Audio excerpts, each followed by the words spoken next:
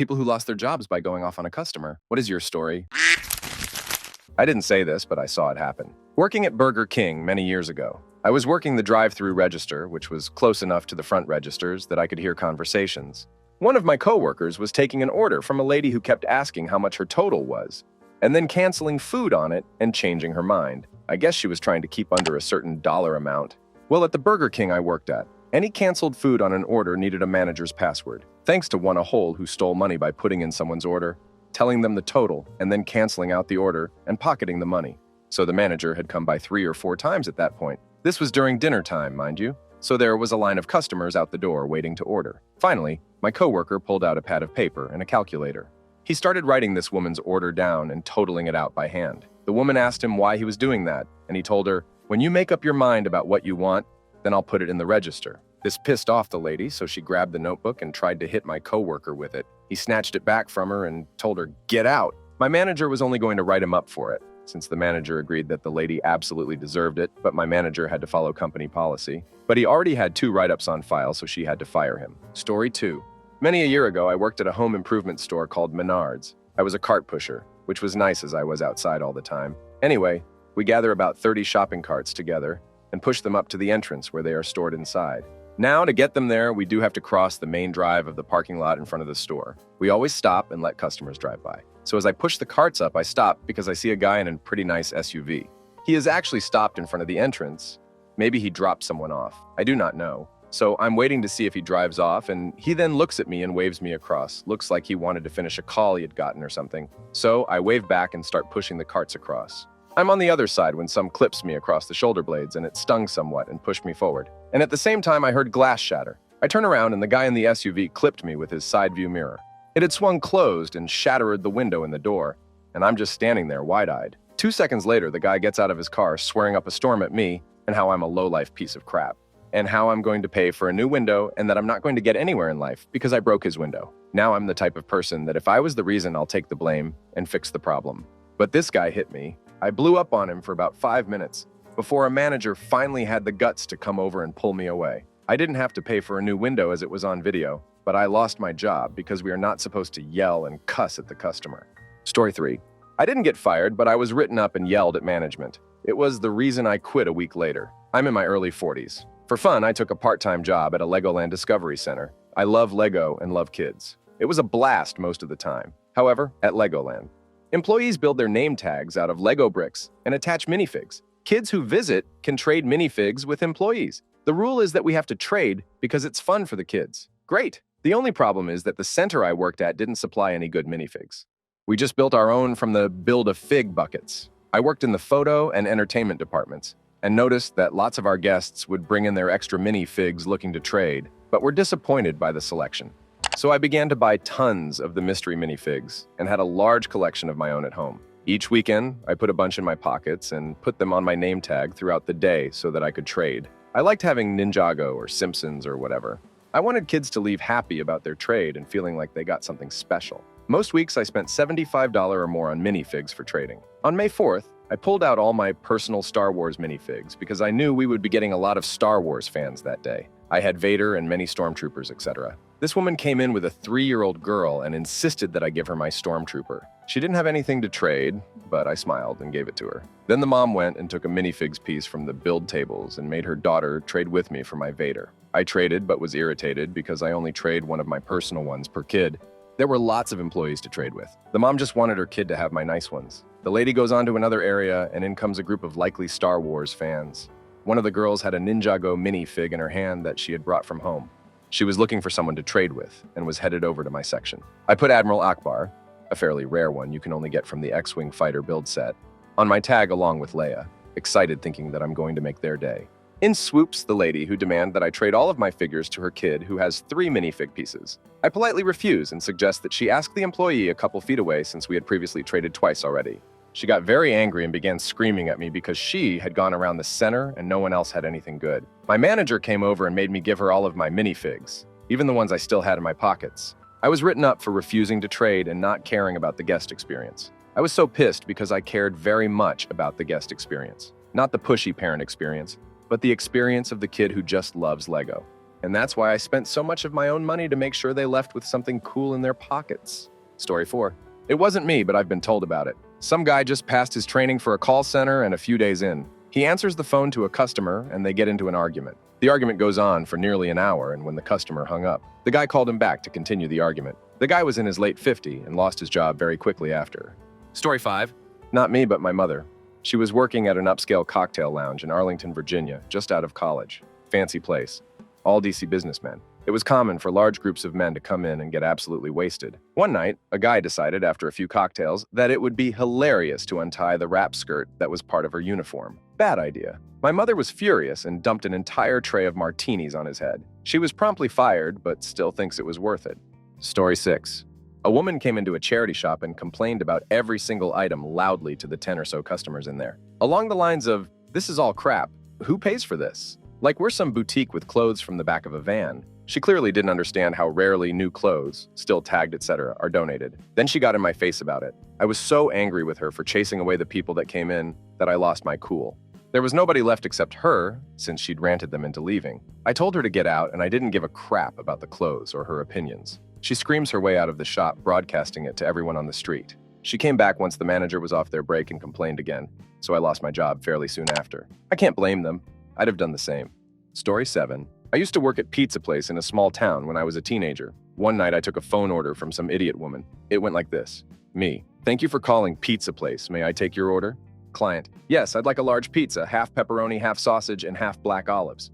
Me. Okay, did you want the toppings combined or separated? Client. No, I want half pepperoni, half sausage, and half black olives. Me. Okay, so you want 1/3 pepperoni, 1/3 sausage, and 1/3 black olives? Client. No, I want half pepperoni, half sausage, and half black olives. Me. I understand the toppings that you want, but I'm not understanding how you want us to put the toppings on your pizza. Do you want them separated by thirds?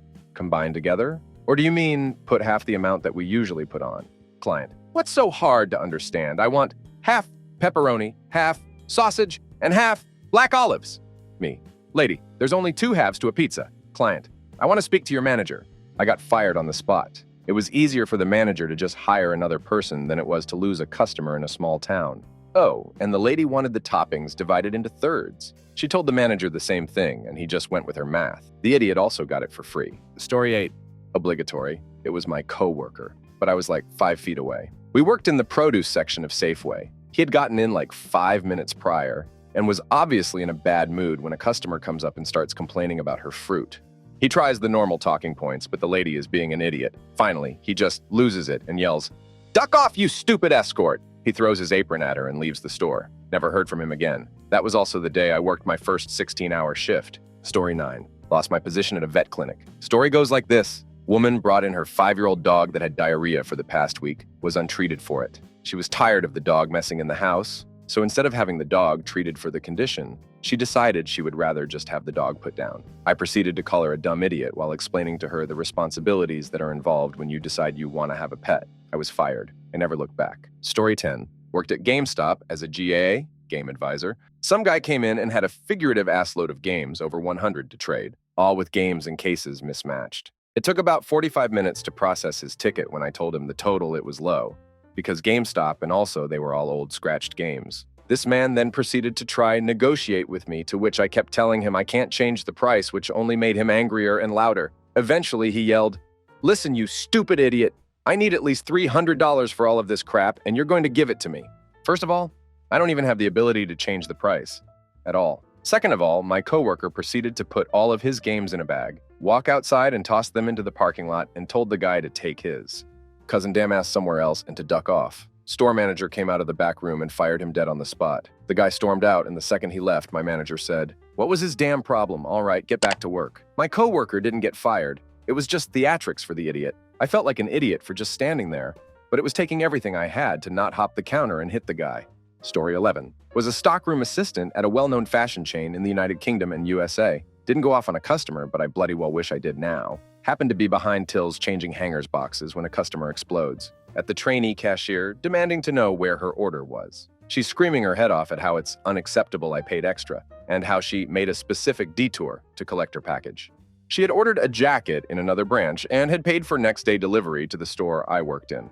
Customers aren't supposed to come collect their orders until they get an email saying their order is ready to collect. The poor cashier started last week and is basically cowering for dear life. I take over and ask to see her email, which she explains she doesn't need because she paid extra, so her package must be here.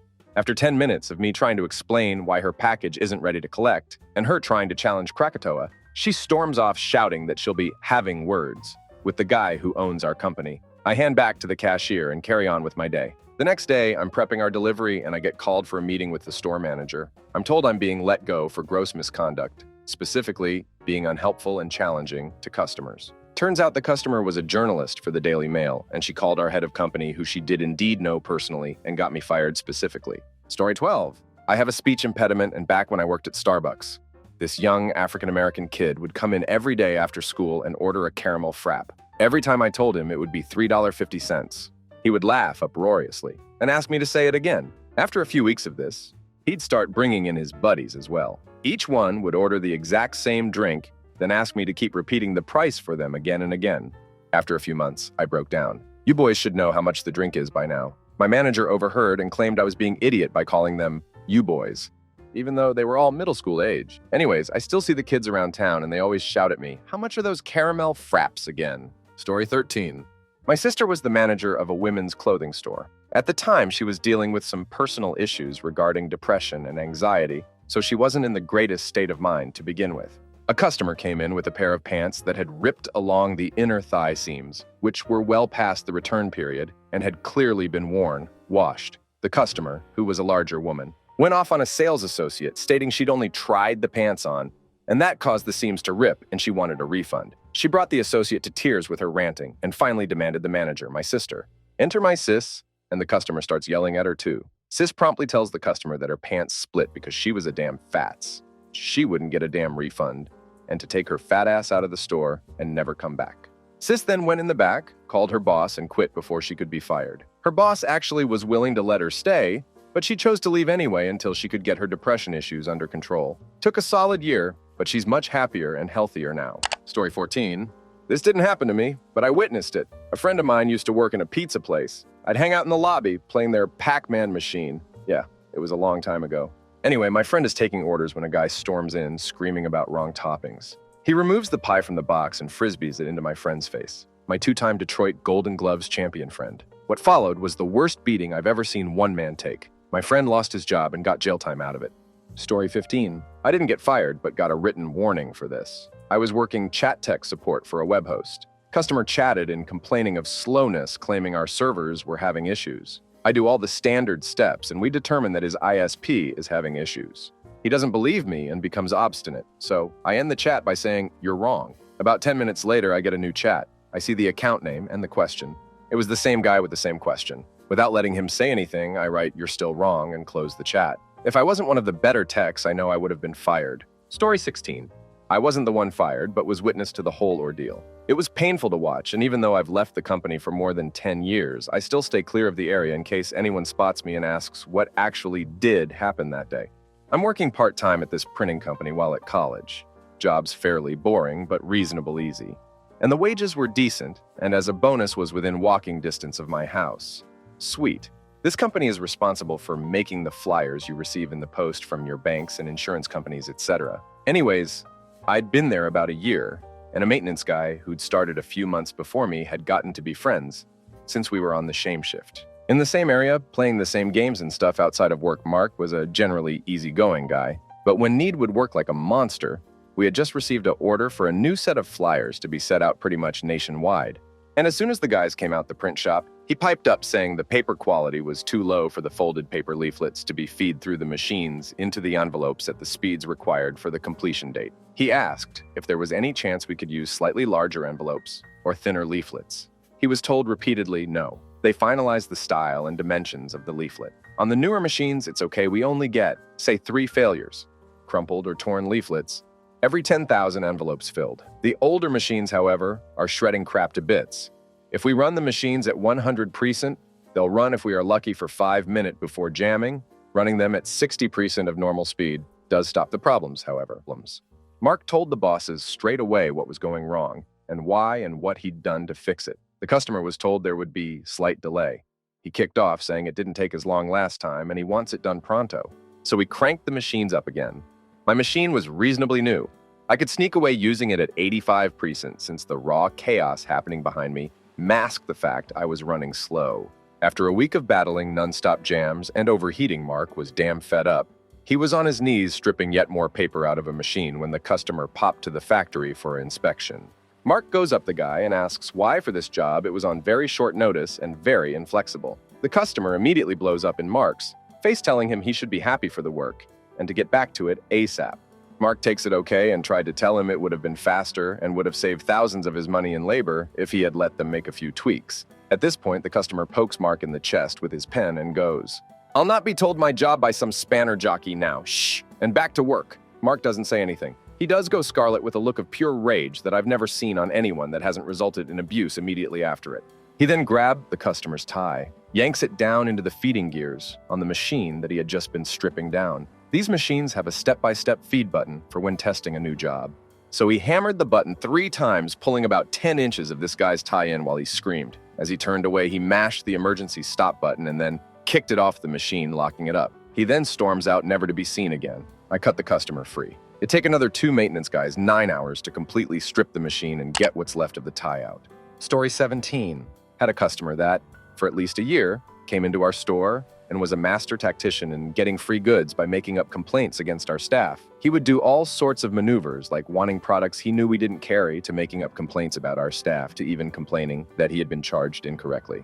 If this guy was in the store, good luck if you were another customer. He would suck up all the oxygen in the place and demand service from multiple people at the same time. He got reduced prices and free merchandise and tons of coupons for his efforts. My boss would never challenge this guy or protect his own staff from being exposed to losing their job to a customer who would happily see a member of our crew fired so he could get $5 off his next purchase. My boss wasn't entirely at fault since this was a giant corporation, and he was merely towing the fabled, "the customer is always right" mantra. I was already planning on leaving for a better opportunity and was going to give notice of resignation 1 week. When this customer started giving me an incredibly difficult time about an issue I had nothing to do with and couldn't help him with. It was extremely busy and he was holding everyone up with his bullcrap. I made a quick value judgment, realized I was already out the door, and the only thing I was still there to do was to honor my appropriate resignation notice. I had no designs of ever working for this horrible company or any company like it ever again. I found myself in a unique situation and wasn't going to let the opportunity pass. This guy had made life difficult for all of us for a long time. Payback time. I cut this guy off mid-sentence and just went off on him in front of a number of customers and part of our staff. I told him he was nothing more than a cheapskate grifter and told him I would no longer recognize him as a living, breathing member of our species. Then I told him to go duck himself. The look on his face was so damned beautiful. The entire store fell into silence and I just stared him down. He asked to speak to my manager, and I doubled down by talking over his head, inviting the customer behind him to elbow up to the counter. I apologized to the new customer about the bad behavior of the guy who, at this point, had steam coming out of his ears. Eventually, when he realized he was getting nowhere waiting on me, he stormed off to find a manager. I finished my shift. I came back in the following day, was intercepted by a corporate manager I had rarely seen, taken upstairs and was getting lectured. I interrupted the scolding, revealed my intentions to leave this place, and quit right there. I got a lot of high fives from the other members of the staff on my way out the door. Story 18. Luckily, I didn't lose my job for this, as the manager on shift was pretty lenient and agreed with me. So, I worked at a pretzel place where you hand make everything. I had just finished rolling and bounced over to register to help out a customer. Lady asked, "Hi, can I get your salted nuggets? But are they fresh?" I knew for a fact they were. I just rolled them myself and put them in the warmer. "Indeed, ma'am, I'd be happy to make you fresher ones if you want to wait 5 to 10 minutes. But I literally put these in here less than 5 minutes ago." She seemed happy and content. "Sure, I'll take those. Thanks." Not even 5 minutes later, she comes back hollering at me that I'm a liar, that I must be stupid because the nuggets were hard, which I knew she was the liar because I had just made everything. What gets me is, she came back, even though she came back with less than half of the cup left. Must have been terrible, right? So after I get called a liar, a git, and she had the audacity to demand a refund and new fresh nuggets another 3 times. I turned to a coworker and I said, which I quote, "Someone needs to help this idiot because I'm not," loud enough for her to hear, and I stormed out of the store to the back room to cool off. Story 19. Didn't get fired for this one, and it was glorious. Used to work in this that place in town, and we had these teenagers who came in every Sunday, were rude and demanding, and tipped 0 precinct one day. They're exceptionally awful to a new waitress, reducing her to tears, and so my boss calls me over. "Next time they come, You take them and you earn that 0% tip. I do a bit of a double take. She can't possibly mean what I think she means. You mean? She nods and gives me this smile that is equal parts devious and smug. A week later, they come in 5 minutes into my shift. She seats them in my section, smiles at me, and tells me to do my worst. Here is a fairly detailed account of the wonderful 45 minutes that followed. I wait a good 5 minutes before going to greet them and bring waters.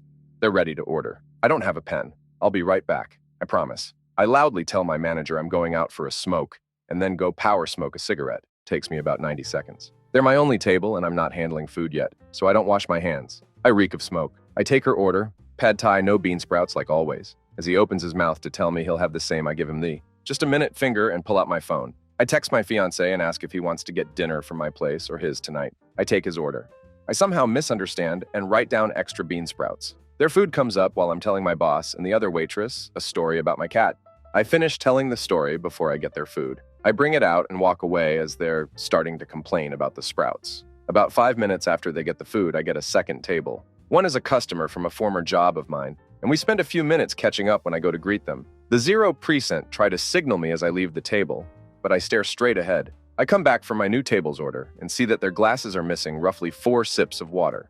This simply won't do. I hang their ticket and come back to fill their glasses. I look at 0% empty glasses, look the guy straight in the eye, smile, and walk away. He stops me as I'm walking over with apps for my new table and asks for boxes. I tell him I'll grab them right after I drop off this food. I play a game of 2048 all the way up to 1024 before bringing them one small box. They ask for 2 bigger boxes and the check. I promise I'll be right back and then ask my boss to keep an eye on the table I like while I go smoke again. Obviously, I don't usually take this many smoke breaks, especially not this early into a shift. I come back and my boss tells me they came to her for boxes and to pay and told her they're never coming back. She voids their check, gives me the $20 some dollars, and tells me I earned it. Story 20.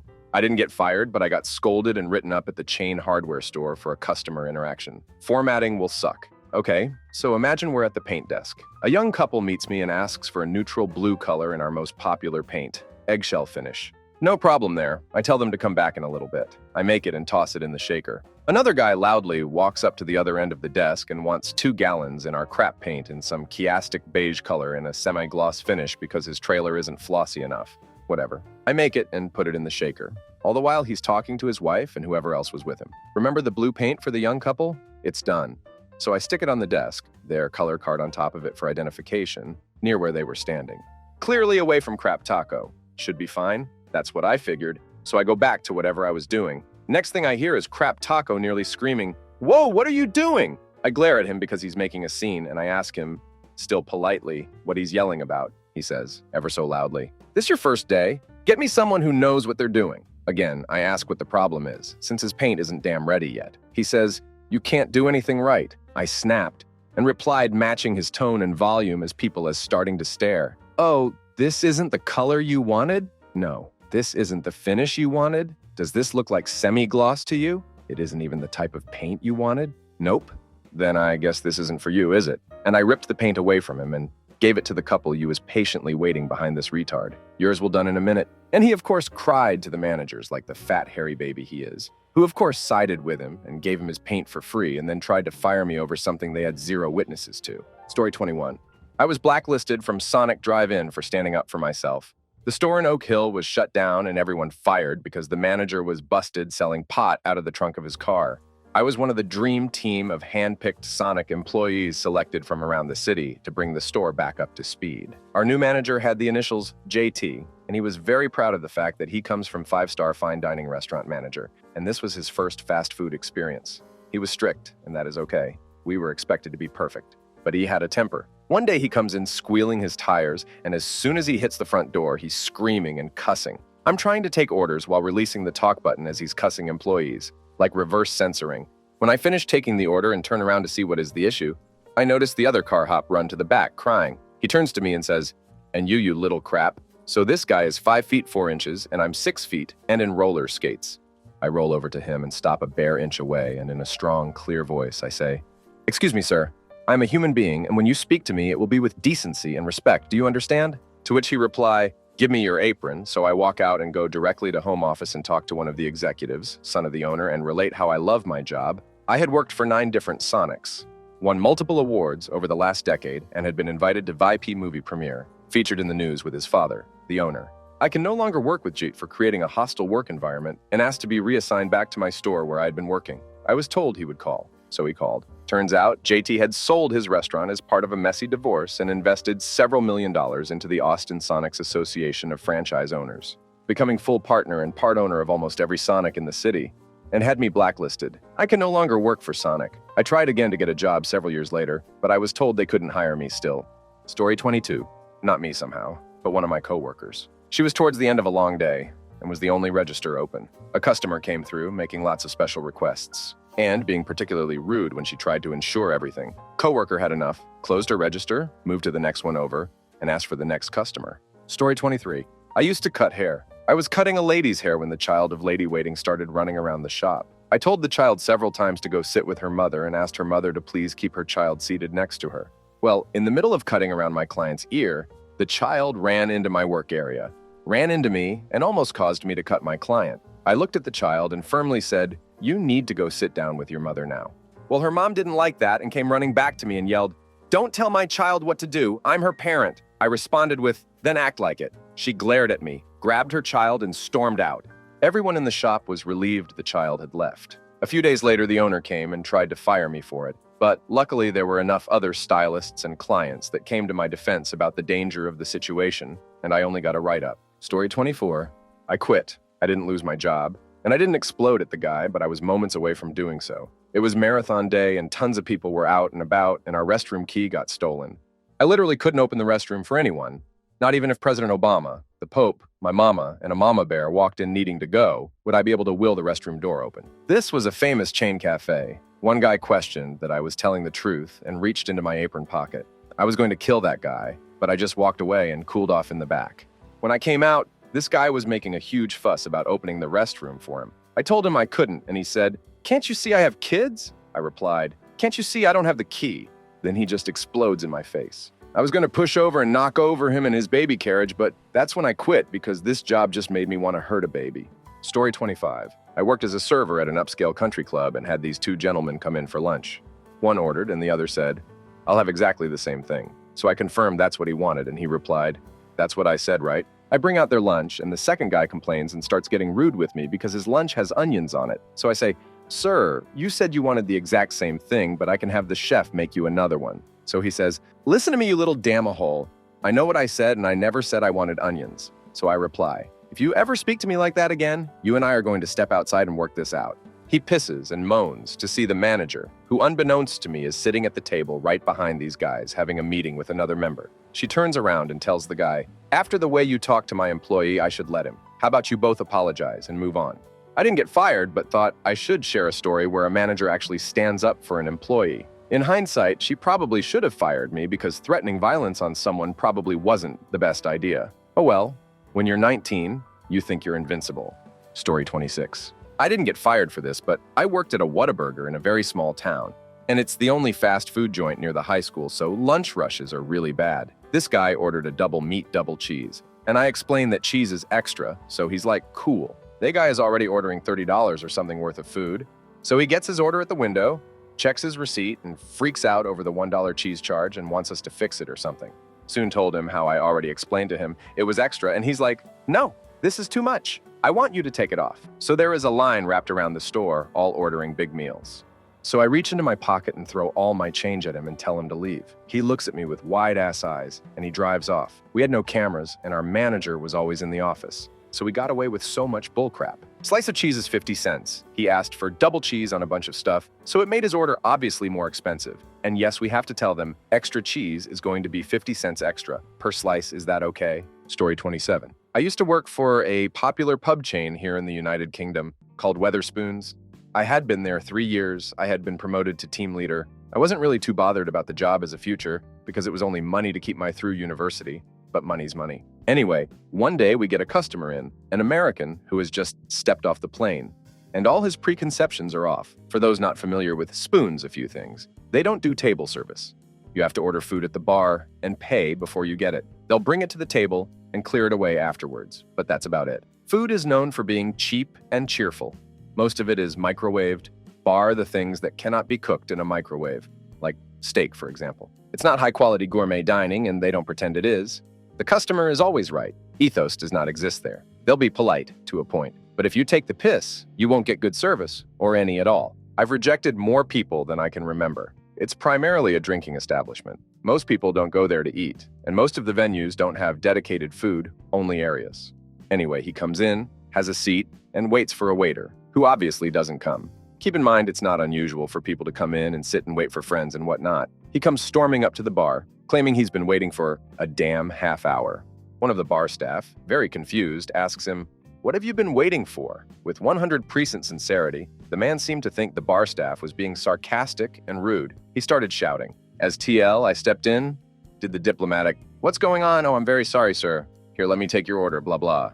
He orders a steak. I can't remember what kind, but it was a steak. Now, remember earlier where I said it wasn't gourmet food? Well, that extends to the steak. They offer 5 levels of cooking, but really, it's basically rare. He wanted his blue, which they don't do for unknown reasons. It comes out medium. He is not happy. He brings his plate up to the bar and slams it down onto the counter, red-faced and furious. I'm paraphrasing a bit here, as it was a few years ago now, but the general gist of it went like this. Me. "Excuse me, sir, can I help you?"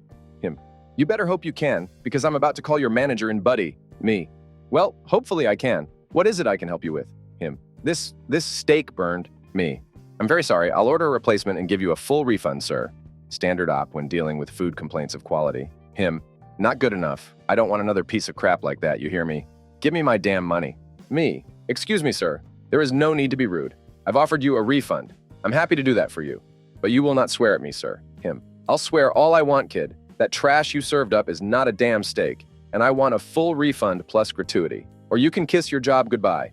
Me. "That is a steak presented, sir. I'm sorry if it's not to your liking, but I have offered the resolution. Allow me to go get your money." Him. "Hurry up about it. And that was no damn steak." Me. "Then do you mind if I ask what you think it was? Then, because it definitely wasn't a chicken." I was pissed off at this point, and the guy was an idiot. Him. "Give me my damn money and get your damn manager, you little crap. Now. Now." At this point, he's reaching across the bar and pointing at me. I don't like people shouting at me. I hate people pointing at me. Me. "Actually, no, I won't get my manager, and I don't have to offer a refund," which is actually true. He can go to HQ and get it directly, but it's a myth to say staff have to give it there and then.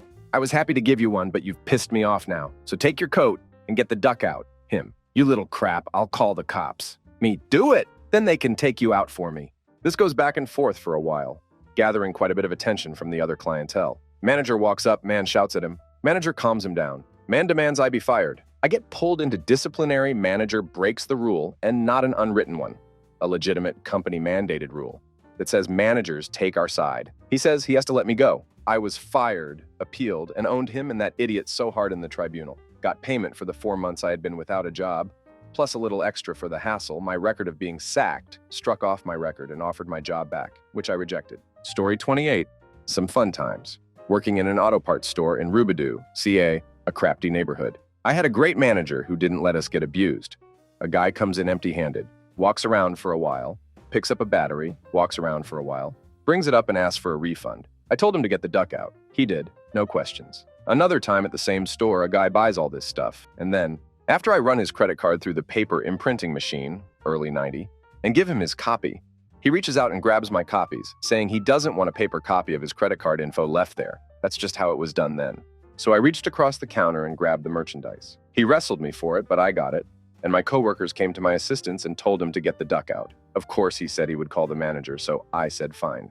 The manager told him he could have the merchandise only if he brought back the credit card slips, which he did. I never got in trouble at that store, but I did get robbed at gunpoint. And even though I had too much cash in the register, I was okay. One other story. I was working at a Sears store in men's clothing while in college. I had already put in my notice as I was going away for the summer. So the night before Father's Day, we are swamped. I have piles of clothes to rehang, and it is just minutes before closing. This woman comes to the register, and I just ring her up. I don't try to upsell her on anything. Sure enough, she asks me if I'm not going to recommend a belt or tie with the pants and shirt. It's 10 p.m., we're open till 10, and I'm beat. But as soon as she said that, I realized she was the regional clothing manager who I had heard of but never met. After she lectured me and was paying, she handed over her Sears card and her employee discount card, which did not have a picture on it. So, to just be on my toes and not get into further trouble, I asked for her driver's license. She was pissed, and I heard about it first thing the next morning, which was coincidentally my last day anyway. Story 29. I never got fired or reprimanded for any of these things. I'm just telling my story to offset all the rage from people being fired for telling an asshole to duck right off. Forgive the formatting, I'm on mobile. I ran a pizza shop for about 10 years. We were a privately owned one-store operation. The owner was pretty cool, and I was the man in charge as he was never there. We were a dive in a college town, open until 4 a.m. 7 days a week. People that were about to throw up or had already thrown up were yelled at and shamed all the way out the door. And if their pie hadn't gone out yet, I'd make their friends clean up the mess before they could have their food. Drunken 20?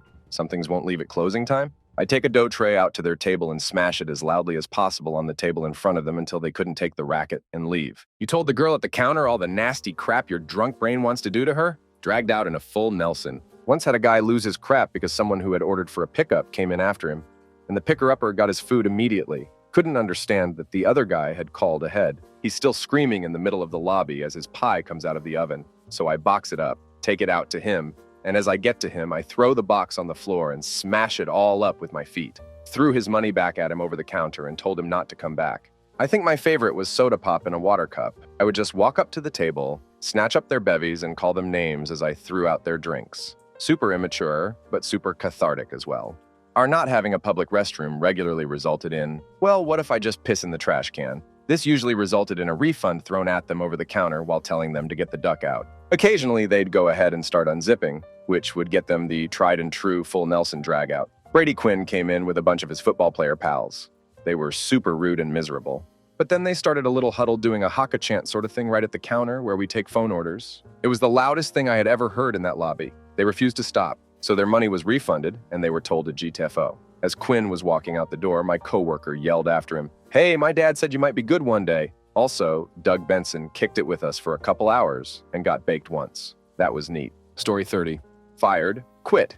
It's a gray area. I worked in the rewards call center for a casino in my youth. People would call in book rooms or show tickets with their reward points. Naturally, everyone calling for a free room wants it on a weekend or major holiday, and that just wasn't available.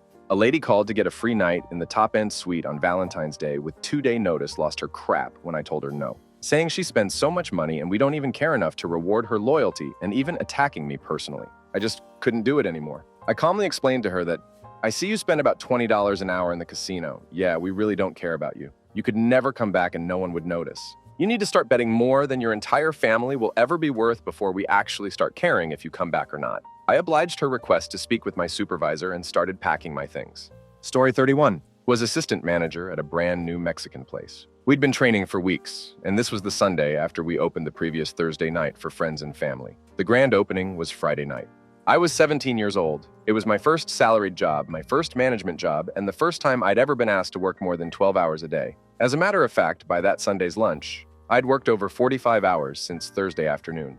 I was completely drained. Servers had quit, the kitchen manager had melted down, and the training team, owners, and general manager were losing their cool. We'd comped about a third of the tables since opening Friday due to incorrect orders, slow service, and various other complaints.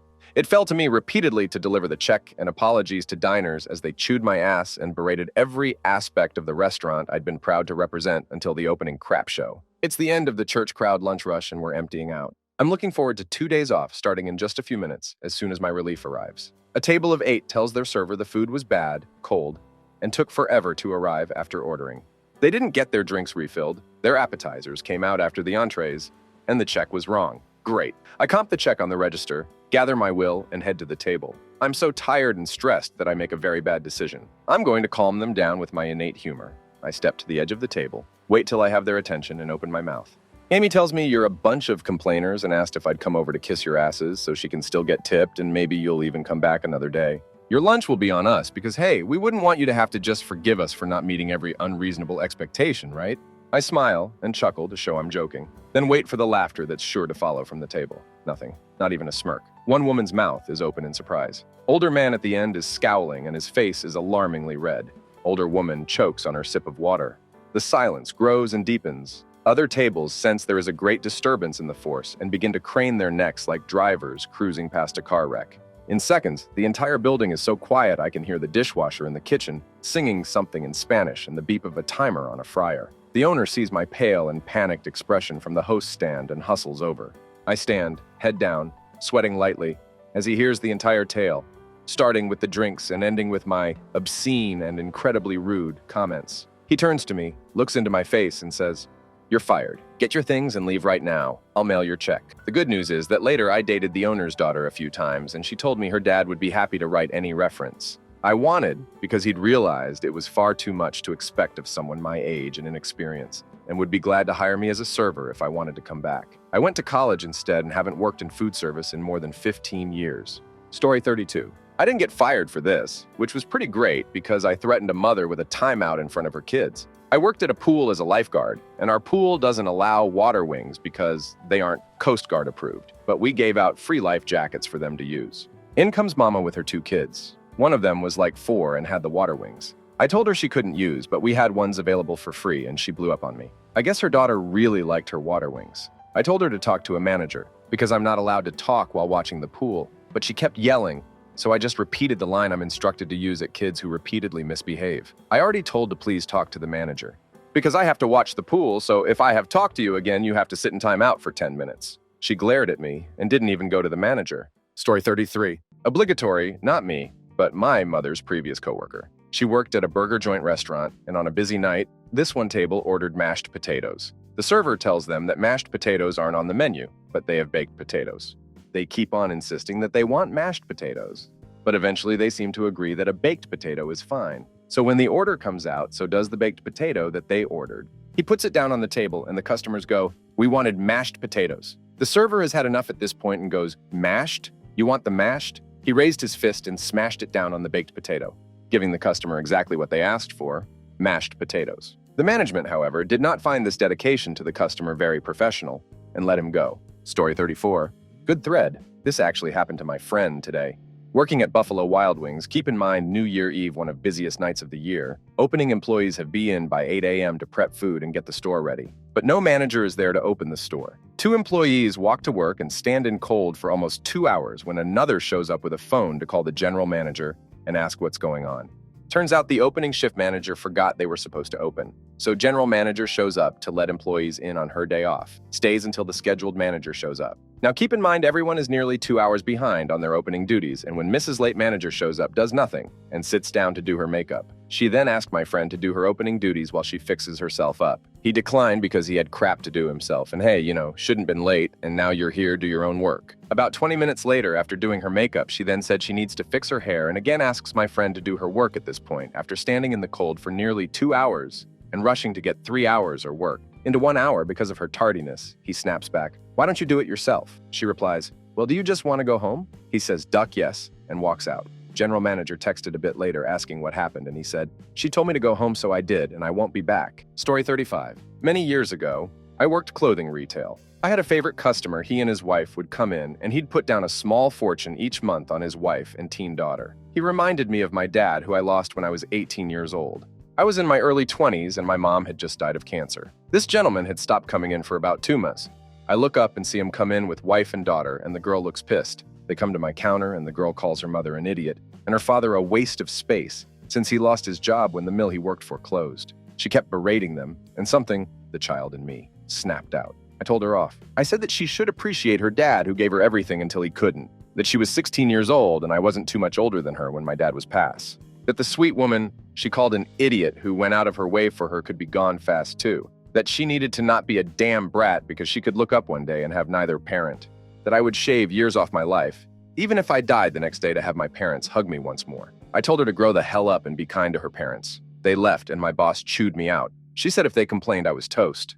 I lived each day wondering if I'd get fired. 2 weeks later, her dad came in because he saw me through the window. He thanked me. She started studying, helping around the house, and was looking for a part-time job. She grew up and started treating them with respect. She didn't call them names anymore and apologized for being a brat. I didn't lose my job, but it was damn close.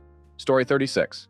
Worked at a small Blockbuster location when I was a teenager. We had a guy my manager called the coffer. This idiot would come in, grab a bunch of DVDs, shove them under his coat, then leave. When he passed through the detectors, of course the alarm would go off, and this a-hole would start coughing his lungs out, as if the sound of his hacking would drown out the alarms. Then my manager would shout, Sir, stop!" and the coffer would take off running. He did this 4, 5 times over the course of a year, and somehow we never recognized him when he came in. Now the thing is, we were all expressly trained not to physically try to stop thieves. We couldn't grab them. We couldn't even stand in the doorway to stop them leaving. I guess they'd have grounds to sue Blockbuster or something if we did. This was my first real job, and after I was promoted to full-time, I got really serious about it for some reason. I was only 19 years old, and when someone stole from us, I took it kind of personally. A year after he first shows up, I'm about to move to another state. Have my 2-week notice in, packing my stuff up.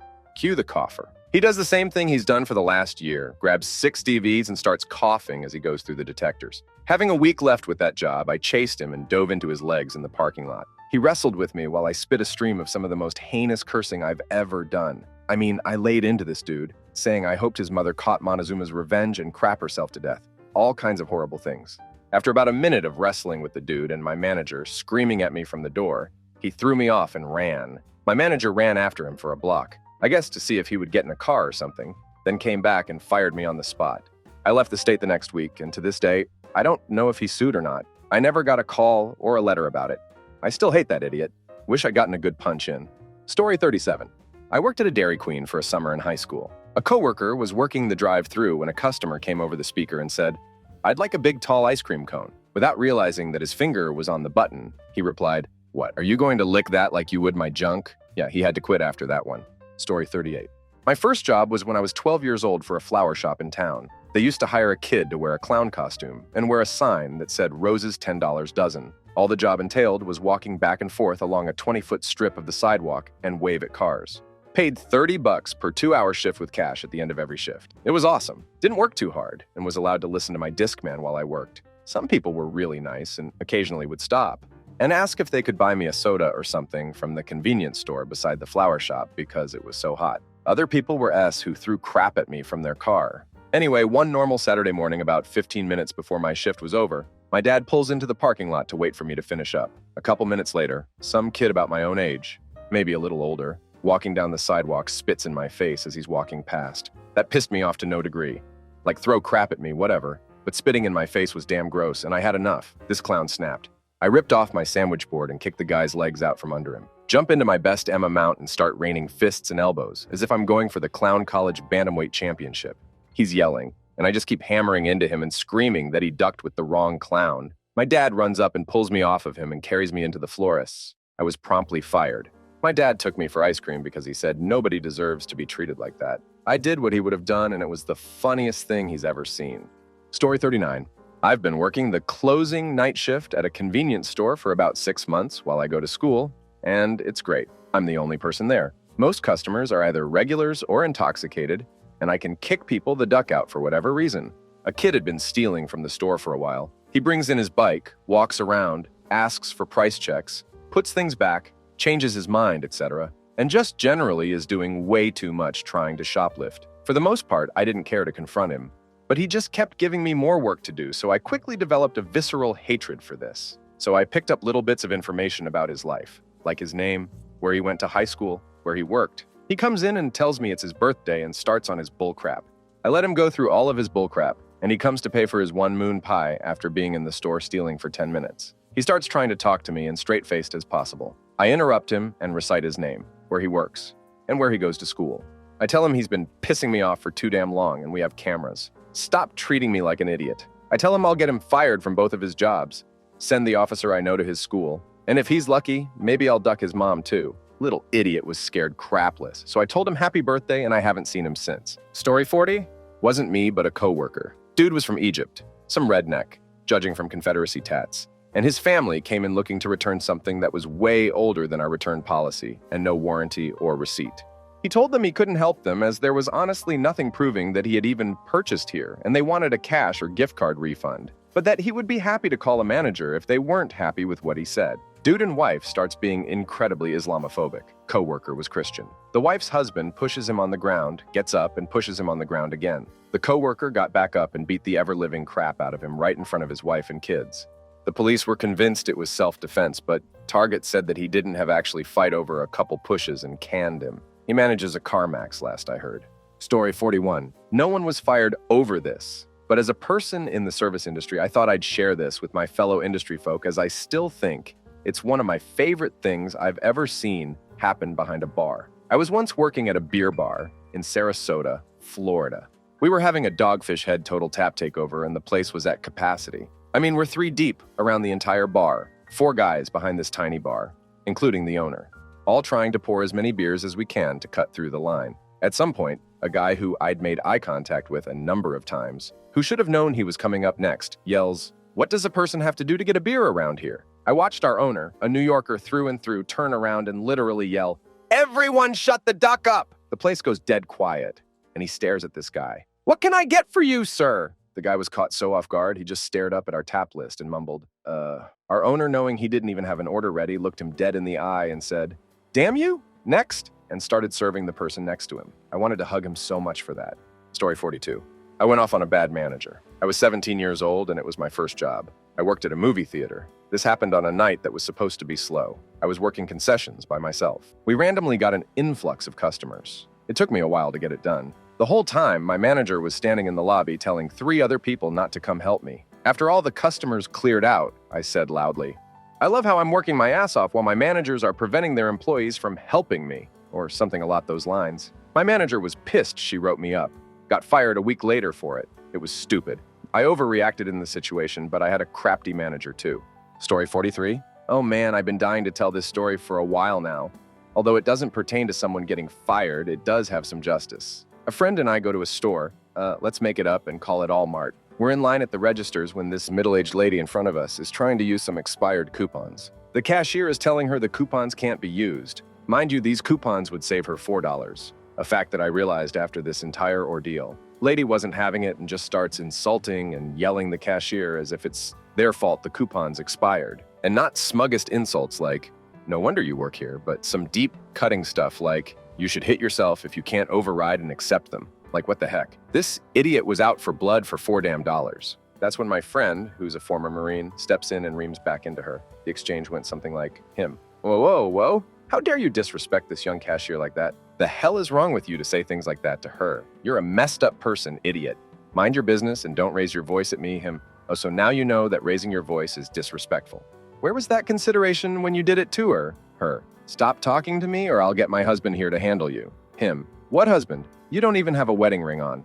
That's probably the problem there. You're so bitter and lonely you take it out on other people. You're messed up. They exchange more comments, and it ended with her storming out of the store without her items and on the verge of tears. I guess we attracted too much attention because we were asked to leave by the manager, but not before the cashier quietly thanked us. Story 44.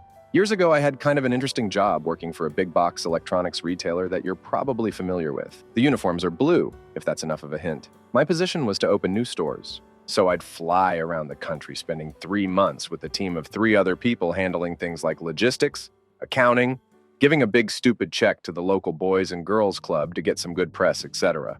The 3 others did operations, money stuff, logistics, making sure we were stocked for day 1, and then merchandising, layout and tagging, etc. I was the sales guy, which meant I did the promotional work and also handled all of the interviews for staff, including new management. There are a lot of stories about customers. I'd stick around for a few weeks after the store opening to make sure things went smoothly. And for some reason, new stores attract a special brand of wacko. I had a drunk guy piss on all the display cell phones once. Very impressive upward arc, I have to say. Had a person stealing DVDs spit on me and claim he had AIDS. Take the DVDs, dude. Cost is like $1 each, etc. I went off on a fair number of people. Nothing as bad as some other posts in this thread. But my supervisor was a big regional manager in charge of the entire West Coast. I think he even had the title of VP. And he spent his days golfing and didn't care what I did as long as the numbers were good. He was the one who eventually fired me, but it wasn't because of a customer. I opened a store in, the most northwestern state in the continental US, and he had a cousin or nephew or some crap there, can't remember, who he wanted to make a manager. Before the stores open, I had to do so many interviews, literally hundreds, and sometimes upwards of 30 a day. His was the very last one on a Friday, and I was already exhausted and kind of in a weird mood because most of the people that day had been awful. Anyway, the regional guy himself came to sit in on the interview, which by policy I always did with one of the other members of the 4-person crew. I think it was me, him, and the operations manager. As soon as the guy walked in, I knew it was going to be trouble. He was full on baseball hat with flat brim and saggy Junko jeans. This was a while ago when those were still a thing, and that's just not how you dress for an interview. One of the standard questions I always asked for high-level roles was basically, tell me about a time that you were in a leadership role and something went very wrong. How did you handle it? This guy started to tell an amazing story. I guess he had trained to be a firefighter, and one of the things they had to do was run a sort of shadow engine that followed an experienced crew to an actual emergency and had to learn and support them. Apparently, the lead engine had some problem and couldn't make it to the scene, so he had to lead other trainees to a house that was on fire and deal with it independently. At this point, I'm like, wow, maybe I misjudged this guy. This is kind of neat. So I asked him what he did. He said, I didn't know what to do, so I let the house burn down. I died. I don't know if it was just how funny it was, or the fact I was already in a weird mood or what, but I have never before or since laughed as hard as I did. I actually laughed so hard that I had trouble breathing and choked a little, and had to go into the bathroom right off the interview room and retch for a while thinking I was going to puke. Even during that whole time, I was howling with laughter, and it was so loud and ridiculous that there's no way anyone could even hear each other over it. I think it took me 30 minutes or more to recover. I was still giggling uncontrollably, even through the resulting red-faced, furious meeting with the regional manager who was firing me. He just kept getting madder and madder, and I looked at his stupid face and thought about his stupid relative and couldn't keep it together. After I got all my crap, I sat in my car for a while and still kept laughing. No regrets. Never worked in retail again. My job was basically to brainwash a bunch of teenagers into selling extended warranties. I remember telling employees things like, "You're not selling a camera? You're giving people a way to remember their family." Damn that. Never again. I'm laughing again now thinking about it. Story 45. This will probably get buried, but no worries. And not me, but a friend. Names have been changed. I used to play a gig while I was in school at a club that specialized in dueling pianos. If you haven't heard of it, it's two piano players on two pianos, or keyboards in a piano shelf facing one another. Each player takes turns calling and singing their song. And more often than not, the songs are requests from the crowd. The more the audience tips, the sooner their song is played. If the players are good and have big repertoires and know how to work a crowd, then tips tend to snowball pretty quickly, and you could expect to walk out with a few hundred on a weekend night. Most of the players at this place were solid, good piano and vocal chops. Good senses of humor with the crowd. Then we had Ron. Ron was a great piano player. Don't get me wrong, and we had fun off stage. But his voice was tough to listen to, and his on-stage persona was the musician equivalent of Dr. House. Cranky, dismissive of the crowd, and painfully unaware of social cues. He'd play long Billy Joel songs for a college crowd that couldn't care less. He'd learn top 40 and play that for 60-year-old crowds who were confounded by new music. You probably would do better to reverse those and play top 40 for the kids and BJ for the adults. Just bad calls across the board, and when he was called on it, he'd get snappy. So the overall impression he left with the crowd most nights was iffy, and he had already been spoken to by management a couple of times for lashing out at an audience member. Ron was on thin ice. I should also mention that our club was Bachelorette Central. Every bachelorette party in the city with every manner of plastic penis paraphernalia would come into that place and be awful and obnoxious and try to make themselves the center of attention. It was annoying, but you learned to live with it. Willfully surrender 5 minutes of fame to them, rather than let them get drunk and ruin the show later on. Give them a bit, make them feel like a pretty penis-covered princess, and send them on their way. So this particular night, we are slammed. Full dance floor, full tables. You could barely walk from the bar to the stage. We also happened to have what seemed like a record number of bachelorette parties with multiple giant inflatable penises in the room. Whatever you're imagining here, you're right. We've been on stage for hours trying to get through the bachelorette's requests. And at one point, a full-on whirlwind of drunk girls and penises takes the stage in front of our pianos, showing off, shouting, "It's Karen's bachelorette," as if anyone would care. As if there weren't already 12 other bachelorettes in the room. As if. Then, one of Karen's friends starts waving her giant inflatable penis around, and it boops Ron right on the nose. Ron loses his mind, pops the inflatable penis, and starts screaming at everyone on stage. The vibe in the room is instantly murdered. He's taken to the manager's office on his break and let go. It's tough. He was a nice guy off stage. I just think he was already annoyed by the world while he was on stage, and getting hit in the nose with a junk was the last straw. It was a shame to see him get ducked. I'm sorry. I couldn't help it. Story 46. Was almost fired for this one. I worked at video game retailer, and I usually had a blast working there for my college job. Got to talk about video games. I was charismatic enough for sales, customers enjoyed talking with me, and I never pressures people into trades or sales. I'm a firm believer in doing right by the customer. If you can't help them to the best of your abilities, try to find someone that can. So this guy comes in looking for Diablo 3 for PS4. It was $60 at the time, and he heard it was on sale. I politely apologized that it wasn't on sale, and the sale for it ran last week. It had ended close to an entire week ago. He was bummed. I offered substitute suggestions, or he could always try to take advantage of our trade and program. I apologized again, and he walked around the store. He comes back about 5 minutes later and shows me his phone. Picture message from a buddy with a picture of our sales price.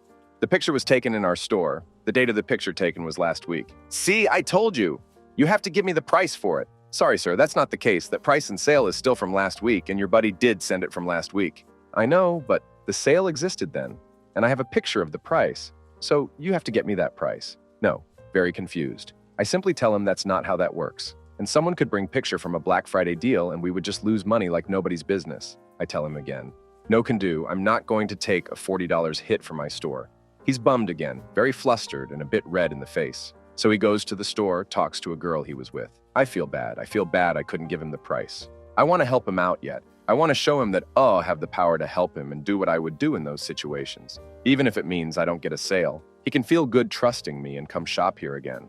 It's how I operated before, and how I would until I quit. I get out our tablet, go to him and find a Walmart nearby that's running a sale. It's not the same price, but $30 was better than $60. I would have done the same deal and told him if he wants it today, that's the best place. I smiled and said, I just want to help you out to the best of my ability. He smiles, says, okay, thanks, and leaves. Problem solved, right? Wrong. I come in the next day and my asked. Manager hands me a printed email from our district manager asking who at our store was responsible for a customer complaint. The idiot called corporate on me. Employee was beyond rude. He wouldn't honor a picture of a deal, and he even didn't want to keep my business. He was slimy, and he just seemed eager to girt me out of the store. I work at big-name phone company's call center, and we believe in treating the customer right, not like this. He didn't empathize with my situation. I was pissed, furious, seeing red. I sent an email back and got a call from the DM himself. He floored into me on how I could be so callous and rude to a customer, how I'd even offer to go to another store. Something took over me, and I just fired back and just reamed into the guy that was my boss's boss. I told him how I was always customer first in my attitude. I made my damn sales and numbers, and how you guys were throwing me under the bus and giving into a customer whose claims you won't even corroborate with the store first. Shoot, first ask questions later. I could hear the red in his face and he screamed for me to get out of the store and leave my keys. I was done. My boss calls me later and has a one-on-one, saying he supported me, my decision, and wasn't going to allow me to get fired. The only thing he would have done differently was not yell at the dom. I was happy to come in. But I was distraught to find out we gave in to the customer, gave him a free copy of a game, and apologized. The guy just threw customer service buzzwords around to make his case sound legit. So I learned early that big companies are quick to turn on the smaller employees to save face, and that if you know customer service lingo, you can go anywhere you want and get whatever you want if you throw a big enough fit. Guy, if you're reading this, get bent. You'll get your comeuppance, and so will you DM. Eat crap. Story 47. Disneyland. I worked in the ticket booths. If you're an annual pass holder and you're on the monthly contract, Disney takes automatic payments from your credit card. If your card expires or otherwise has to be changed and you don't call to put a new card on file, the auto payments stop and your pass freezes. No big deal. Disney doesn't hit you with fees or penalties. You simply call or come to the booth and we handle it right then and there, zip, duda, and in you go. One day, I get a middle-aged couple whose passes froze. The man was upset and ready to talk about it. A common question from guests is, don't you send out late notices? No, Disney doesn't because they're not practical. And again, there are no penalties anyway. Just come see us and we'll straighten you out, the man says to me in a disgusted tone. You don't send notices when a pass freezes? How does that work? I said. Well, you receive your credit card statement. You see that a recurring charge is not present on it, and you can expect the service related to the recurring charge to be interrupted, and that it must be related to your card having been replaced recently. The wife smiled. The man's face reddened, and he leaned in and barked, Get your supervisor. I want to talk to somebody smart. To my shame, I said, Of course. Would you like someone smart enough to stay aware of their credit card use? Or merely smart enough to read contracts they sign? My booth lead happened to come over as soon as she heard supervisor, so she was standing behind me when I said the emotional thing. It isn't how I wanted to go out. I was 5 days away from leaving for a new job, but I looked at it as a vicariously cathartic mic drop goodbye to my fellow cast members. For them, it was a thrill. Story 48. Not customer, but I went off on a manager. I've told this story before. I worked for a few months at a Stop and Shop, and it was basically systematic torture and abuse, and I finally snapped. To put it into perspective, we were union and part-time people, could only work for a set amount of hours. Nothing over 30 at the time. I was called in on my day off twice, and I show up thinking I was showing initiative. However, each time I'd finish with the shift. Be hauled into the manager's office and written up for going over hours. They tried for a third time. I replied that I'd be going over hours and then got lectured about responsibility. Also, for the short time I was there, I was always hauling carriages despite being hired as a cashier. I was there for close to 2 months and probably was on the register only 4 times, and each time I'd be hauled into the manager's office and lectured about how I was too slow. That's just a taste of what I went through.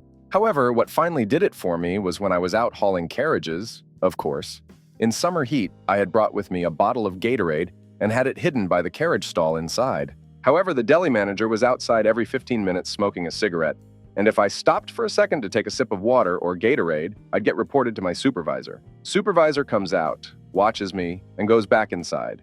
Eventually, near the end of my shift, I'm called inside where the supervisor is standing with the deli manager and immediately tears into me. "If you have nothing better to do, you need to be inside bagging groceries." I finally snapped. It's been months of being treated like a non-person, and I retorted, "You know what? Maybe that damn idiot needs to get the stick out of her fat damn ass." I went upstairs and clocked out early and left. I was fired when my 2 days off were over. They made me come in and work for 17 minutes to help get the store open, and then they fired me. I loved it. Store manager was trying to guilt me by my actions. She works overnight 1 night a week. She helped open the store. She's been here for 5 years. I ended up interrupting him and replying back, "If you're trying to get an apology out of me, you aren't going to get it." He ended up sighing heavily and telling me that my position was terminated and I was to leave immediately. Story 49. I didn't get fired, but would have if not for a few competent people in the local management. I worked for the largest chain of mechanic shops in the USA as an assistant manager. Not titled as such, but that's exactly what I was. I'd taken in a job for a set of tires on a lady's truck at about 3 p.m., which should be okay, considering we close at 7 p.m., and I've got just enough labor available to finish the truck and add an alignment if she needs one. So the lady walks off to some nearby apartments, saying that she'll be nearby whenever we're done and to call her. At around 5, I can her. No answer. As normal, I waited at least 30 minutes before calling again. I wait. 6:45 rolls around and no customer. The truck is sitting in the bay with its nice new tires. It's 7. I've called at least 4 times, and my last tech needs to pick up his grandchildren from daycare. "Sure, Tom, you shouldn't have to wait around for customers like this. Don't keep them waiting." I always liked his grandchildren. They're great kids. So 7:10 rolls around, and so does the customer, ready to check out. No problem, I don't mind. I was easily able to keep myself busy with shop duties for 10 minutes. "Okay, Zakats, put it on my card." "Zakats, looks like I'll have to call in for an override on your store credit card. Would you rather use another payment method before I call in for approval?" Customer, "No, go ahead and call in." Zakats, "Sure. Store credit card helpline. Sorry, the card isn't in her name, so unless the card holder is there, I can't give you authorization." Zakats, explain this to the customer. Client, "I'm an entitled, suburban woman from the snooty part of town, Deer Park, TX. Also call your manager." Or Zakats, call district management, no answer. "Let me call the store you usually go to." I get a not my problem answer, C. "Well, you'd better just let me go, Zakats." "Afraid I can't do that. Can I get you a ride home?" Client, "Ugh, the nerve. I'm from the white part of town, you undermensch. Put my old tires back on. I'll drive out of here as is." Zakats, per company policy. "I can't do that because the tires are considered unsafe at this point. Our company policy prohibits me from doing that kind of work without a second person to check the work. A wheel falling off while driving is dangerous AF. Because she came in late and I'd sent my last tech home. And I had a minor back injury at the time, so I damn sure wasn't about to lug around a bunch of tires, wheels." Client, more indignation. Zakats, "I'm sorry. I don't have any other options if you can't pay, and don't let me call you a cab or take you home in the shop truck." This is where it gets interesting. Client, something along the lines of yelling, "Your parents raised you to be trash. You're a piece of crap. You're stupid," etc. Rage mode was engaged. Zakats, "That's it. You will not use profanity in my shop in anger." I'd gotten a lot of abuse from her and plenty of other customers, but I draw the line at profanity and anger toward me, my guys. That's completely unacceptable. Leave now, or I'll call the police immediately. Client, more indignant insults and rage. But she allowed me to escort her to the door, where I immediately locked it behind her. I wrote down my story immediately after because I knew that very few would support me. The snakes and corporate company men in my chain of command were the stuff of legend. I might have a picture of this somewhere, but it's been years and this will probably be buried. She, of course, complained to corporate and claimed that I'd physically assaulted her by pushing her into things and shoved her out the door. This couldn't be any more false. I'd not touched her and she never bumped into anything. But that's the color of her character, isn't it? Just another crazy, entitled, middle-aged housewife from white suburbia. I was reprimanded, and the district manager attempted to get me to sign a write-up at some point for following company policy, but not breaking it at the same time at some point afterward. That part's hazy. Story 50. So I worked at an Apple store for 6 years or so. We were in a very rich area. The thing about very wealthy people I learned over that time was this: if you think you're rich, you're an a-hole. If you're actually rich, you're usually very nice. I once helped an Academy Award-winning actress, and she cried on my shoulder because I was able to save pictures of her father who was basically on his deathbed. Athletes were usually very nice, as were people who were very big-time CEOs. So on to my final straw story. It's 9:30 a.m. on a Saturday and we don't open for 30 more minutes. As a courtesy, I had started going out before we opened. Let people know what was going to happen when we opened. I'd ask people if they were there to buy, get repairs, or ask questions.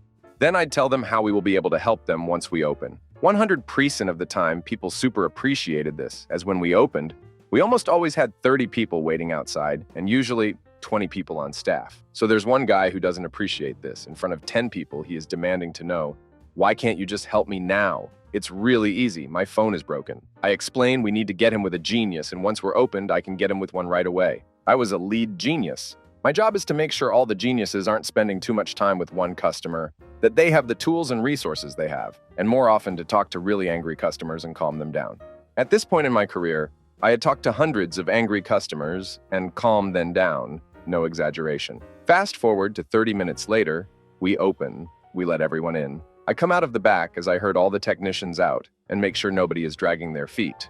So I walk out and Mr. Angry walks straight up to me and starts telling me very sternly, "Okay, now you're going to help me," and throws his phone on the table. I look at the phone, then him, and say, "Excuse me?" And he just stares back at me. I start to say, "As I said before, I need a technician to help you. I'm not a technician. If you give me 2 seconds, I can go." And he interrupts, yelling now, "I'm an anesthesiologist. I'm important. You're going to help me now." To which I laughed. I couldn't help it. It was my gut reaction. I told him, "I'm pretty sure you don't get to tell me what to do, and I'm not going to help you. I was about to go make sure someone could come help you since you don't have an appointment and aren't in the system anywhere.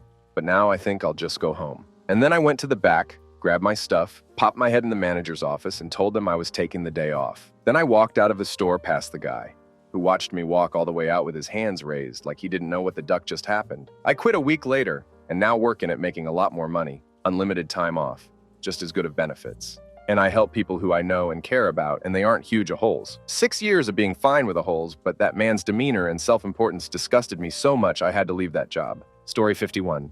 I was lucky I didn't lose my job for this one. I worked at a furniture store as a sales associate. One day, a husband and wife come in wanting to furnish their son's apartment that's going to college. They find all of the furniture pieces they want, and I go to check stock on multiple items. Everything is in, except the tabletop on the dining room set they wanted. I go back and tell the couple. The husband throws an absolute hissy fit, saying that he can't believe that we don't keep our products stocked. Keep in mind that we are a huge furniture store. I calmly explained to him that we can't possibly keep all of our product in stock at all times, and since the dining room table he wanted was a very popular set, due to the fact it was $200, it tended to go out of stock rather quickly. So we would have to wait for that vendor to send us the tabletop, which was about 2 weeks. I even tried to show them another tabletop that was in stock that was very similar to the one they picked out, and he would not have it. He started telling me that I was incompetent, and how dare I insult him. Insult him how? I have no idea. He starts increasing his volume, and now he is full out screaming at me about 10 inches away from my face. My manager walks from around the corner and looks at me questioningly, like the, "Do you got this face?" I nodded at him that I had it, but he continued to stand within earshot. I then looked back to the customer and said in a nonchalant tone, "I'm not going to help you. In fact, no one here is going to help you. Now, please get out of my store." The customer looks at me bewildered and in full set rage and demands to speak with my manager. Since my manager is standing right around the corner, he had heard everything. He goes over to the customer and says, "Well, you heard the lady. I miss working there." Story 52. Working at an Italian restaurant, pizzeria, we had a deal with the neighboring salons that if you spend $150 in their shop, you get $20 off your bill at our place. They were paper printer certificates, and there was one gentleman who came in 4 times per week, with one. Always rude, very specific order instructions. 2x, the amount of sauce on the side, extra bread, parmesan, etc., and generally a nasty git. Yelling if anything wasn't exactly as he wanted it and making demands. His meal total was always just under, or just over the 20, so he ended up not paying anything or just 1 or so for his food. Of course, no tip as there was barely any or no check total. We had no idea how he had gotten so many of these coupons, whether he was printing them at home, had stolen them from the salon or some other way. But by the 3rd week of this, we were pretty sure that something weird was going on. This wasn't an uber-rich area, and it is really hard to believe that this guy and his friends, family were spending $600 a week at the salon down the way. We mentioned it to the general manager once or twice and asked that perhaps he go to the salon to see what was up, but he was too busy, didn't care enough to do so. The last time the guy came, I was working the counter and he placed his order. By this time, we could care less about him as he wasn't spending any money, so we got slower and slower preparing his food. He had been waiting about 10 minutes after the call in ready time for his food and began yelling at any staff who happened to walk by. He grabbed someone else's bag of food thinking it was him and then got into an argument with that customer when they corrected him. Eventually, he demanded to speak to a manager. The shift supervisor came over and told him to GTFO and never come back. No food for him either. He wanted a refund. My supervisor laughed and told him that those coupons were all invalid as the deal was over. Not true, though. But he could go print another one at home like he had been doing. The guy got extremely irate, yelling that we were accusing him of stealing or cheating, and that we didn't know who we were messing with, and that he would never, ever come back, and in fact, was going to tell all his friends and family to never come into the restaurant. My supervisor told him that he thought that was a great idea, as that anyone who is related to or intentionally associates themselves with him was probably in a hole too. So they weren't welcome either. I thought the dude was going to have an aneurysm at that point. He was turning different colors with rage. He stormed out, and the shift supervisor was fired a few days later, but rehired for busy season after a month. Story 53. So I worked in the deli at Albertsons. Basic big supermarket setup for those who don't know them. And boy, do I have a laundry list of damn horror stories from that place, but this is the one that drove me over the edge. The Albertsons deli had a hot case filled with fried chicken and that sort of stuff like most places. And by this time in my career there, I was the only person left who could competently put out big orders of quality chicken in good time. To this day, I worry if this is my best skill. So I was in charge of the fryers at all times. This was a Sunday during football season and was at the height of the Seahawks' popularity from the past few years. So game days were always a damn zoo. This lady calls in at about 9 a.m. and orders a couple buckets of chicken, which normally comes with some JoJo's. I asked her if she wanted them, and she said no. It should be noted here that my coworkers heard this and later testified with our manager on my behalf. So she comes in to get her order at the agreed time, and her chicken and sides she ordered is all ready and waiting for her. I hand her the order and she says, "Where are my JoJo's?" I apologize immediately and say I didn't make them and that it was probably an over-the-phone misunderstanding. It wouldn't have been the first one. She flips out, starts calling me incompetent and demanding I make them for her. So I apologize again and go to grab a bag to cook out of the freezer behind the deli counter, only to discover that there are no more back there. I tell her I have to go to the freezer at the back of the store, and she flips her lid again. At this point, I'm about ready to end her, so I bring my department manager over and let her try and talk her off the edge as I sprint full speed to the back of the store to grab another bag. By the time I get back, our store manager is standing there talking to her and my department manager. I make the JoJo's, they take only like 6 minutes, and start trying to help the now humongous line of people that has formed while I wait for them to cook. I cook them, hand them over, and she goes to pay. So flash forward about 10 minutes. There's still a sizable line, and I'm standing at the fryers putting chicken in them when I hear this lady suddenly start shouting my name. She must have got it from one of the managers. I turn to look, and she has this staring at me with this superior look and giving me that one finger, "Come hither, I'm not done with you" gesture, and I just lost it. I pointed violently at the line of people and say, "I have other orders to fill. I don't give a flying duck what you have to say. You're not more important than these people, so get the duck out of my store." She looks appalled and leaves. By company policy, they would have fired me, but they didn't dare at that point because I was the only person keeping that place together. I quit a few weeks later, but to this day, I hardly ever eat fried chicken, and I have an irrational hatred of the Seahawks. Story 54. I remember working the Christmas rush at a bookstore at a busy mall. I won't name the bookstore, but let's just say that it's a bit bordery. Damn it, Borders. It was Borders. Bear in mind that I was going through a deep depression at the time, and I felt like crap every day, let alone the added stress from mean bosses and the occasional rude customer. So Boxing Day comes around. I had to leave my mom and dad's Christmas party 2 hours away the night before because I was scheduled at 8:30 a.m. the next day, despite my insistence that I'd be in another state and would prefer to not work that day. I go in, and upon opening at 10 a.m., the place is immediately slammed by a torrent of people. My boss is of no help, deigning to flit about the store rather than being on hand at cash wrap to help with the inevitable questions, returns, etc. And when I ask her to come help, she cops an attitude yelling at me in front of the customers. So far, I've had to leave my mom and dad's. I'm depressed, I'm tired, and my boss is being an idiot. Great. All the ingredients for a Category 5 crap storm because I don't tolerate bullcrap. A few hours pass. I'm going well, scanning customers out. At this point, my lack of nicotine hits me like a ton of bricks. I hadn't smoked in like 4 hours and I'm jonesing. My break comes in a half hour. So now I'm fighting nicotine cravings while wearing the most painted smile on the planet. It's 5 minutes to break, and by now, I'm just wandering the aisles, helping miscellaneous people and doing some stocking, tidying up. A customer walks up to me and demands change for $1. I smile and insist that I can't give it to him without manager approval. So I begin to ring the manager to help. As I go to the intercom line, he interrupts me. I'm in a hurry. Sir, I can't without manager approval. Please give me a moment and I'll have it resolved for you. At this point, the guy gets in my face and puts his hand on my shoulder. If you don't want problems, you'll get this done now. Sir, please take your hand off of me. In response, he tugs at my shirt collar hard enough to jostle me. Don't tell me what to damn do. Now it's assault and I know I'm on camera.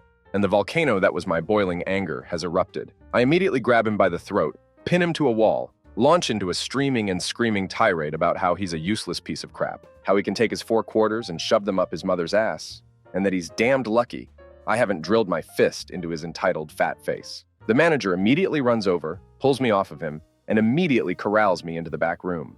Before she can even get 2 words out, I cut her off. Save it. I'm not going to waste my dignity kissing unworthy ass. Not yours, and certainly not his. I take off my name tag, throw it on the floor, and walk out. Never went back to a Borders for any reason. When Borders closed down a few years later, I popped a bottle of bubbly over the news. Damn that place. Story 55. I'm in a northern state in USA. We have Canadian accents, border Canada, and chocolate Cokes aren't common house here. What is a chocolate Coke, you might ask? When it's ordered from Sonic, it's their chocolate sauce and Coca-Cola mixed. There's really no way to duck it up. This story begins on a swell summer mid-afternoon.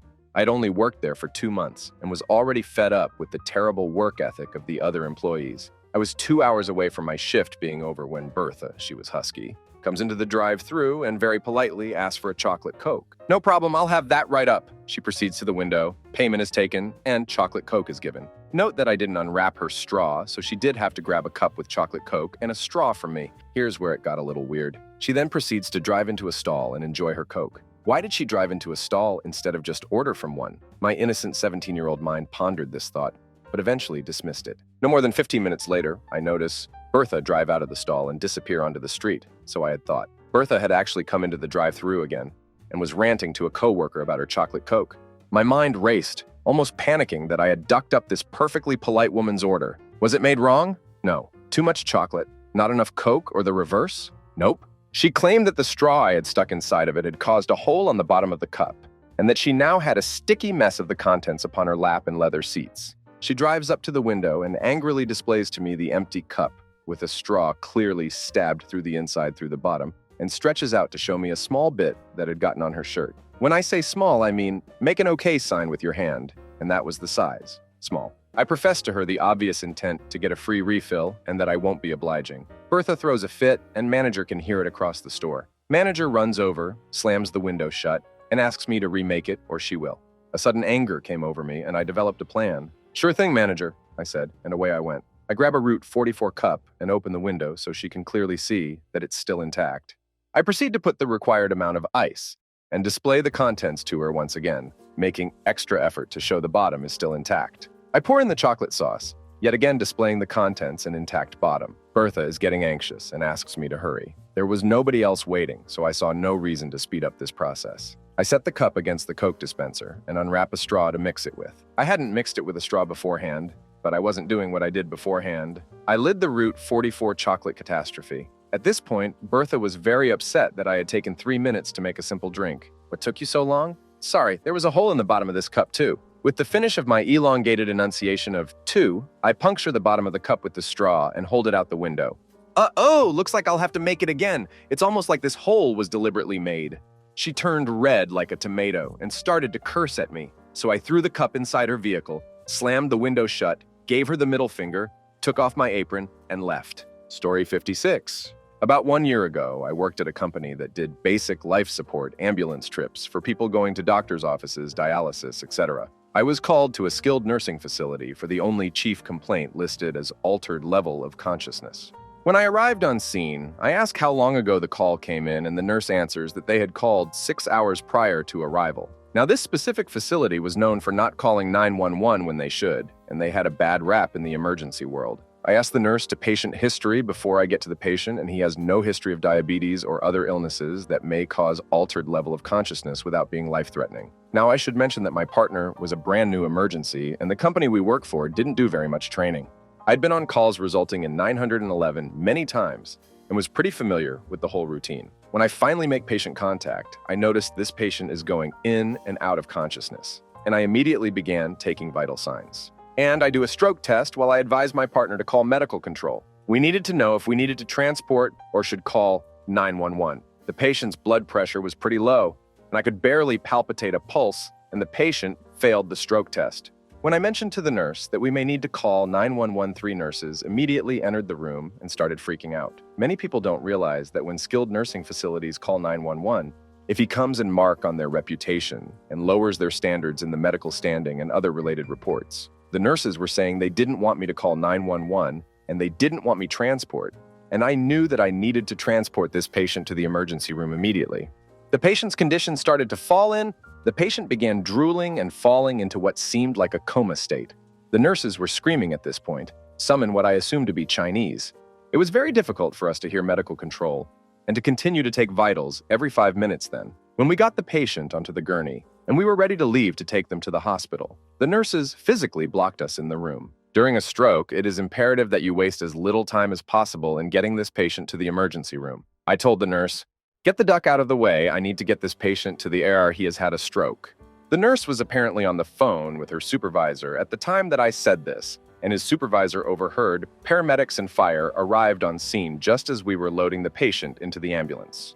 The firefighters had to physically restrain 2 of the nurses that were yelling at us outside as we loaded the patient. The paramedic firefighter jumped in our ambulance and started working up the patient we gave him a report, and he said we were doing the right thing, and that, yes, this patient was in a terrible state and needed to be transported ASAP. Even though I had done the right thing and we had done everything we had been trained to do, the supervisor filed a complaint against me with my company, and though they commended me for working fast and getting the patient to the ERO by any means necessary, I was fired for cussing on the job.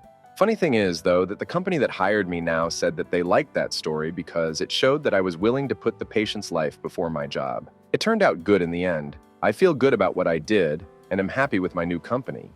Story 57. I worked as a beach boy for a large beach company. Basically, this woman and her extremely loud, rude, and rich family come out to the beach for a set of chairs. I worked at an upscale hotel, so this wasn't uncommon to see really wealthy people. All she kept talking about was how slow I was moving the 30-pound chairs through the sand for her family of 7. Keep in mind at this point it's like 2 p.m., and I was 7 hours in on a 12-hour workday. Days on the beach are rough, and sensing no tip was coming, I was not really the most motivated to finish for the ungrateful people. Finally, I set them up and get them 14 towels, and normally I offer a waiter because beach boys can't take food orders, but this time I offered to be their waiter. So there's like 5 beach boys and 2 beach waiters, and we all wear the same thing, except beach boys set up guests with chairs and waiters take food orders. The roles never change under any circumstances. So I ran into the waiter's hut while they were both gone, snagged a spare pad, and grabbed a few menus. So for each one of their orders, I told them there would be an extended wait on basically everything they ordered. Example, can I have the filet mignon? Excellent choice, sir. Except our kitchen is under renovation, so all the steaks are being made on the 3rd floor restaurant, so expect a 1-hour-long wait. So I essentially got a bunch of food orders that would never reach the kitchen. I constantly went back apologizing and offering new choices that might be faster.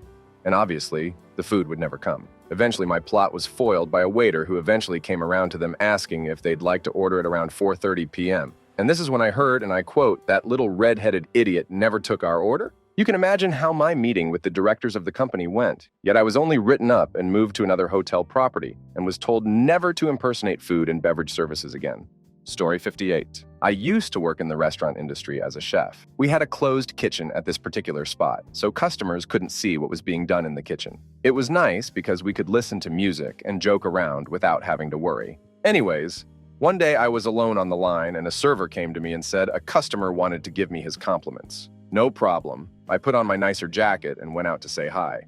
The customer thanks me, then tells me to come in closely because he had a secret. I was like, okay, sure. So I lean in a little. He motions me closer. I move in a little more. This guy then goes, "I'll meet you in the bathroom in 5 minutes," and grabs my balls. I damn lost it and shoved the dude. Got fired immediately. Story 59. I never got in any trouble for this, but hopefully this story will bring you all some satisfaction. I work as a product specialist in car sales and get paid hourly instead of on commission. The idea here is that we're low pressure and give customers a better experience when we aren't trying to force them to buy. Anyhow, one day, an old beat-up van pulls up and parks in our lot. I wait patiently for the people inside to get out, but they just stay there for some time. After about 15 minutes of just watching them and waiting, the driver pulls out their phone and talks on it for another 5 minutes. As it turns out, they were calling the management to ask why someone hadn't come to their car window yet. My manager gets off the phone with them and tells me to go to their car immediately.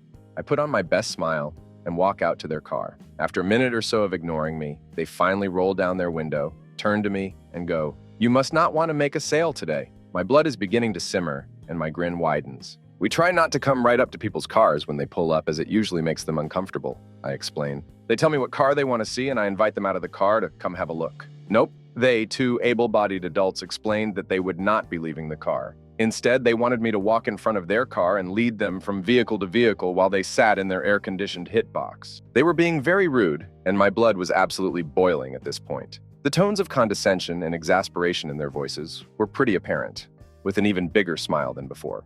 I explained that the vehicle they wanted to see couldn't be reached if they drove.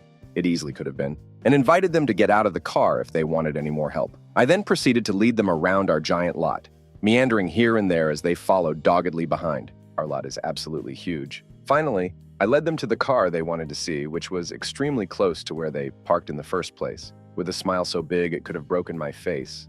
I gestured with a giant flourish to the car they came for, which I wholeheartedly expected them to hate, given that it had recently been discontinued and was in an awful color. They hated it, and they made it very clear that they hated it. If you thought my smile couldn't get bigger, you're mistaken. My grin never faltered as I told them that I enjoyed our walk and to have an awesome rest of their day. I turned my back and walked inside,